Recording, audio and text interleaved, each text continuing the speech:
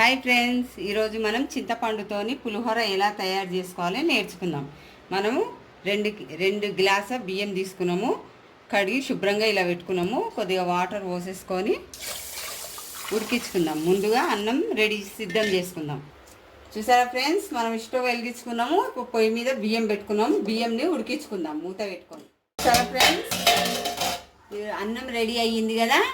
ఇప్పుడు చేసుకునే విధానం చూపిస్తాను. హాయ్ ఫ్రెండ్స్, చూసారా మనము చింతపండు పులిహోర ఎలా చేయాలో నేర్చుకుందాం అన్నాను కదా. ఇందాక అన్నం ఉడికించుకొని పక్కన పెట్టుకున్నాము. ఇప్పుడు ఎండుమిర్చి,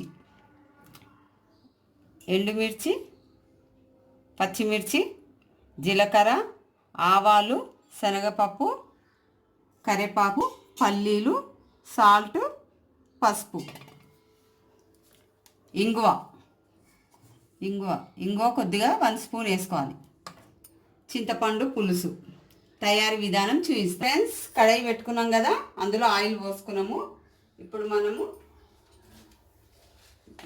ఎండుమిర్చి వేస్తున్నాం. ఫ్రెండ్స్, ఎండుమిర్చి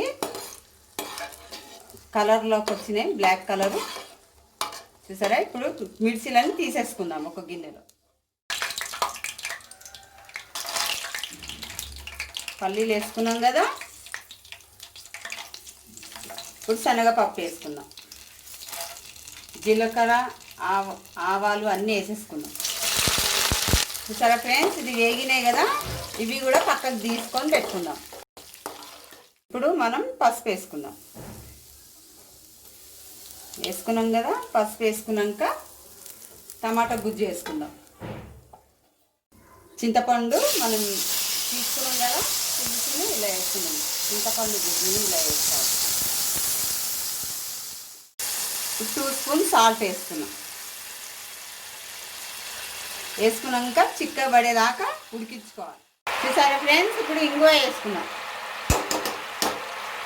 ఇంగువ వేసుకున్నాక కలుపుకొని కొద్దిగా దగ్గర అయ్యే వరకు చూసుకుందాం. చింతపండుతోని ఇలా రెడీ చేసుకున్నాం కదా మన పులిహోర.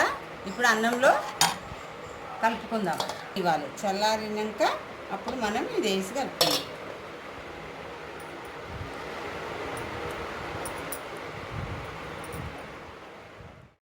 చూసారా ఫ్రెండ్స్, మనం అన్నం చల్లారినాక ఇలా కలుపుకోవాలి.